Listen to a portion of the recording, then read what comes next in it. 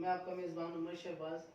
आज हम बैठे हैं सूफी ऑर्गेनाइजेशन की प्रेसिडेंट और ग्लोबल यूनियन ऑफ जर्नलिस्ट की वुमेन विंग पंजाब की चेयरपर्सन ज़िले उमाम। इनका एक छोटा सा तारुफ है कि ये जो है एक बहुत सोशल एक्टिविस्ट है और क्या कहते हैं वुमेंस डे के हवाले से हमने इनसे कुछ बातचीत करनी है। जी मैडम।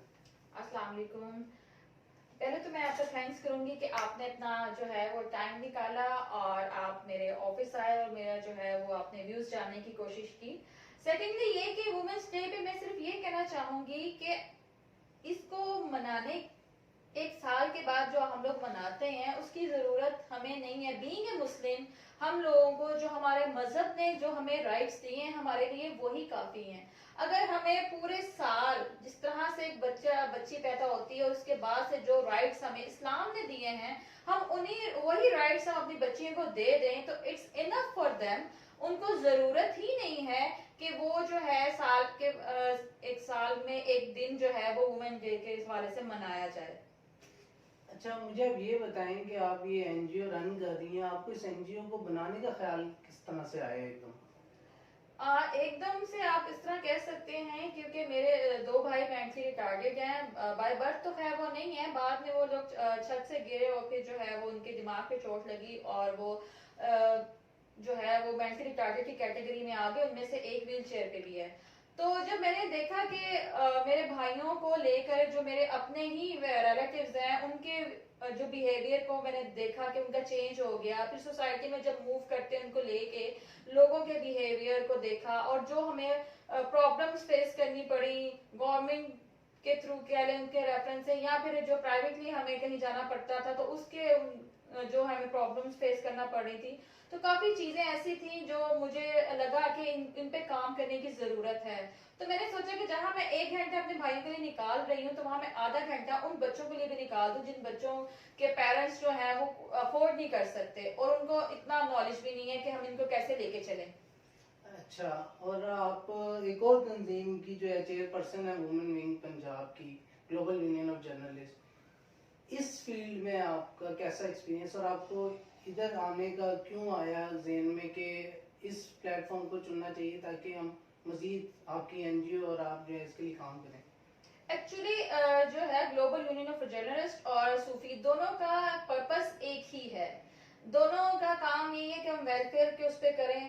कहने की प्लेटफॉर्म एक है लेकिन नाम अलग अलग है। तो हम लोग जो काम जो है हम सूफी के प्लेटफॉर्म पे नहीं कर पाते वो काम फिर हम जो है वो ग्लोबल यूनियन ऑफ जर्नलिस्ट के प्लेटफॉर्म पे कर लेते हैं। लेकिन दोनों का पर्पस एक ही है जो कि हमने जो लोग हैं उनकी वेलफेयर लोगों की वेलफेयर करनी है और जो डिजर्विंग लोग हैं जिनको राइट्स नहीं मिल रहे उनको राइट्स दिलवाने हैं।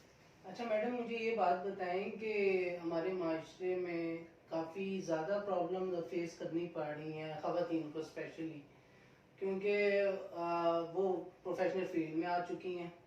उनको लोगों में भी उठना बैठना पड़ता है और हर बंदा एक जैसा नहीं होता। तो इसके हवाले से आप मुझे बताएं कि आप लोगों को पर्सनली क्या एक्सपीरियंस रहे हैं ये सारे मामले में? जाहिर सी बात है जब एक फीमेल बाहर निकलती है और क्योंकि हमें अपने आप को मेंटेन करके ही निकलना पड़ता है। ऑब्वियसली अगर आप अपने आप को मेंटेन करके बाहर नहीं निकलेंगे तो फिर आपके इमेज जो है वो सही नहीं रहता। और जब आप एक सीट पे बैठे होते हैं तो फिर आपको अपनी सीट के हिसाब से अपने आप को और ज्यादा जो है मेंटेन रखना पड़ता है। तो इसलिए जब हम लोग बाहर निकलते हैं लोगों से इंटरेक्शन होती है तो अच्छे बुरे लोग होते हैं। लेकिन अब ये हो रहा है कि लोग अब ज्यादा से ज्यादा जिस तरह कहने की सोसाइटी में एक तो इम्प्रूवमेंट कहने हो रही है लेकिन लोगों को नॉलेज भी है अवेयरनेस भी है उसके बावजूद जो लोग हैं वो फिर भी आपको जो है ना वो हरासमेंट के केसेस आपके आते हैं आपको हरास करने की कोशिश करते हैं। लेकिन ये है कि हम फीमेल्स को जिनकी बैकग्राउंड स्ट्रांग होती है कह रही हैं जिनका जो खुद स्ट्रांग होती हैं जिनको फैमिली की सपोर्ट होती है वो तो फिर डट के खड़ी हो जाती है ना कि आओ भाई देखते हैं तुम्हारी हिम्मत कैसी हुई जुर्रत कैसे हुई। लेकिन जिनका बैकग्राउंड थोड़ा वीक होता है या जिनके फैमिली सपोर्ट नहीं कर रही होती या खुद कमजोर होती हैं फिर वो डर जाती हैं और जब वो डर जाती हैं तो फिर इस तरह के लोगों को और मौका मिलता है उनको जो है मिसयूज करने का। अच्छा मुझे ये बताएं, जो ये तरीके इंसाफ की गवर्नमेंट आई है, इन्होंने इंसाफ की बात की, इन्होंने प्रोटेक्शन की बात की कि खवातीन को प्रोटेक्ट करेंगे, चाइल्ड प्रोटेक्शन, इसके हवाले से आप गवर्नमेंट से क्या उम्मीद लगाती हैं, क्या चाहेंगे, और ये क्या इसमें चेंजेस लाए अपने? चेंजिंग क्या लेके आएंगे? देखें, ये अभी तक इन्होंने कोई खास, अभी भी जो है वो रेप केसेस बच्चों के हो रहे हैं, स्टिल होते चले जा रहे हैं, आए दिन न्यूज आ रही है, डेली के आप केसेस उठा के देख लें, rape cases day by day बढ़ रहे हैं। तो ये गवर्नमेंट कुछ भी नहीं कर रही, ना पिछली हुकूमतों ने ना इस पे कुछ किया है, ना अब की हुकूमतें कुछ कर रही हैं।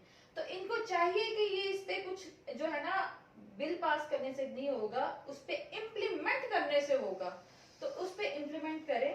अगर आपने जो है सजाए मौत का बिल पास कर लिया है तो उस पर फौरन अमल करें,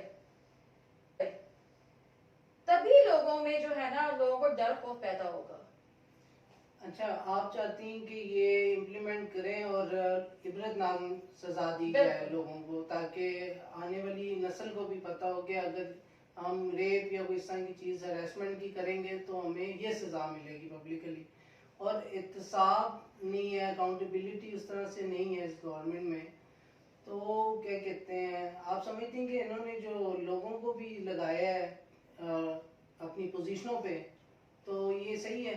मतलब मेरिट पे कर रहे हैं सारे काम ये लोग? नहीं, मेरिट पे नहीं करे, हम भी बाहर निकलते हैं, हम भी लोगों में उठते बैठते हैं, ऑब्वियसली निकलना पड़ता है, देखना पड़ता है। लेकिन जिस तरह से रियासत मदीना या जिस तरह से तब्दीली आनी चाहिए थी ना, उस तरह से नहीं आई। आई है, कह रहे हैं 10%, 15%, बाकी 75-80% जीरो है। यानी लोगों ने इस गवर्नमेंट में आके पोजीशंस तो ले ली हैं, बट उनको ये नहीं पता कि उन्होंने काम कैसे करने हैं, उनको अपनी ड्यूटीज का नहीं पता। आप ये कहना चाह रही हैं? यू कैन से ड्यूटीज का पता होते हुए भी नहीं करते। अभी भी, आज भी जो है वो वही काम हो रहे हैं, आज भी रिश्वत वैसे ही चल रही है जैसे पहले चल रही थी। आज भी जो है आपके जो पर्ची सिस्टम, आज भी वही चल रहा है, आज भी पीआर सिस्टम चल रहा है, सब सिस्टम वैसे के वैसे ही है। चलिए बहुत शुक्रिया मैडम, आपने हमें टाइम दिया, और आप अपने मेज़बान उमर शहबाज को इजाज़त दें। अल्लाह हाफिज़।